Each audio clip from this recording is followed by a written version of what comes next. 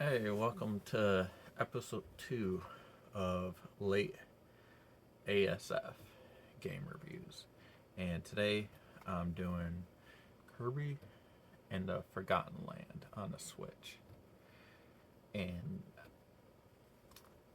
I think this is a really good game. And it has pretty awesome mechanics to me throughout the whole game. Kirby games are, if you're not familiar, um, you're like a pink character that just inhales and takes abilities from other enemies and then use those abilities against boss characters or that's pretty much the game. And then like you're going through levels usually, and then um, just going level to level. And majority of Kirby games are 2D, and that's what kind of makes this one special. Is that for a 3D Kirby game, I think this is the first 3D Kirby game. Maybe I'm mistaken. Maybe there's a different one that I'm not familiar with, but um, I think this is the first one. And it does have DLC. I have not played, but I've played through the whole game. Beat it maybe 2, 3 years ago on stream. And of course, you could watch that whole video on my YouTube channel. Um, but Kirby and the Forgotten Land, I think, was like a pretty chill game. I think the total time, it's not a very long game, maybe 10 hours. You could probably beat it in less, 8 hours or so.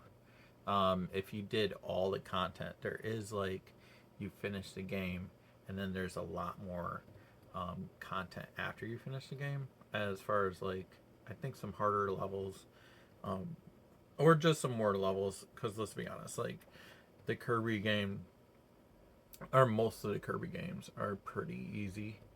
But I don't think easy means bad. I think easy just means like this is a chill game that it's probably more meant for younger kids, but um, as an adult, I think you can enjoy it too for the art style, to the just pretty relaxed music, um, just overall pretty chill vibes of,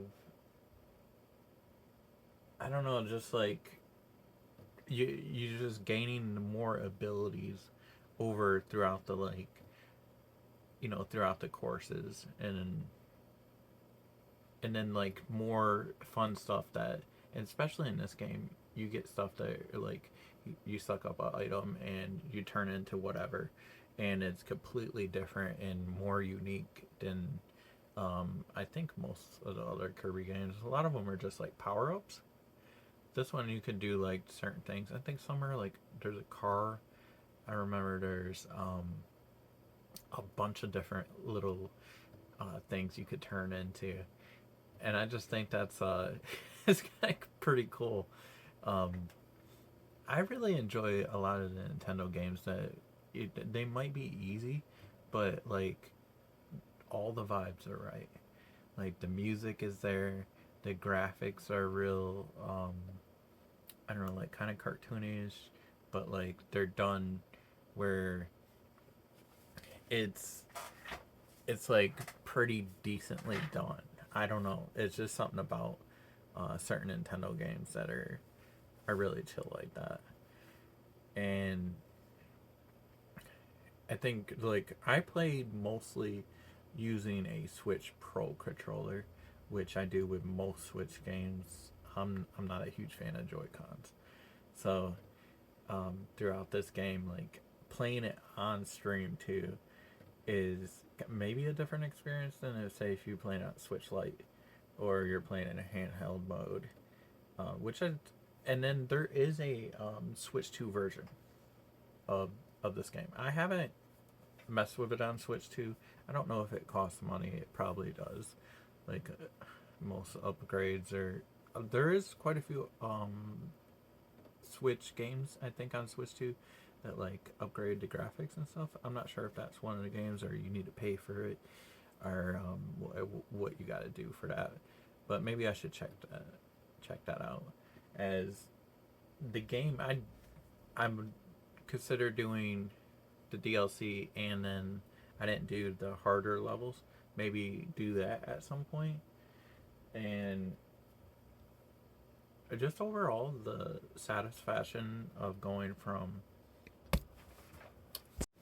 the satisfaction from going from one level to another level throughout this game is pretty cool with all the different power ups and like you're fighting enemies and it's pretty easy to find a lot of the stuff and the collectibles and stuff, but throughout the game, the different environments you go through, um, the music, and then just overall, I enjoyed the Kirby and the Forgotten Land, and I think I'll probably end up playing more of it, especially if there's the DLC, and then maybe those harder levels, and then playing on a Switch too, if it's free. I don't know if I would pay $10 or 20 to like just kind of replay the same game over. Like I've already played it pretty much. Um, but I really did enjoy it. If I had to give rating to Kirby and the Forgotten Land, I'm gonna say it's like a 8.5 to me. The only thing I could say would be different, it may be if the game was longer, of course. I would always like more levels, and at times harder. If the game was just a little harder and there was more to the boss fights, I could see like this game being off the scales, like really good. But that's what makes it from like it could be like a 10. It's like there's almost there, and it's just a good game for Switch overall. Like if you're collecting for Switch or you're just playing, looking for games to play on Switch, Kirby and the Forgotten Land is a top tier. It's in your top 100 Switch games for everyone. I would assume, and especially Nintendo Classic. It, it's a beautiful game. I really like it, and I would check it out if you haven't. Like, I'm pretty sure you could try to find. I would try to find it physically, used if possible, or digitally, maybe. But I don't know if there's a Switch 2 physical version. If you haven't played it, but I would still try to just like. I'm sure you could go find it cheaper, used physical, the original version for Switch 1.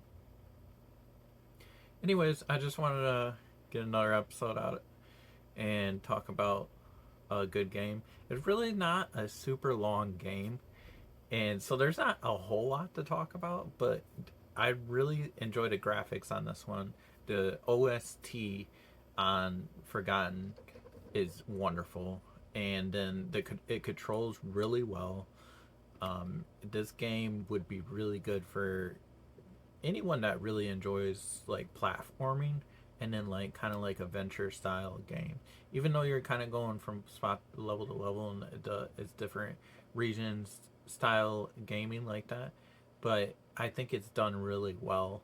And if you're a Kirby fan, you haven't played this, you're missing out because this is a really good Kirby game, and I feel like we only get a couple of those here. I mean, there's so many Kirby games. I really like most of them, but this one, I think they could continue doing like 3D style, and I'd be down for it. They did a like part 2 or something like that.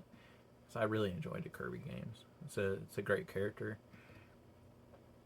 So, anyways, yeah, play some Kirby games, and hope you enjoyed checking out this review. Try to keep it up every Wednesdays. I hope you have a beautiful day.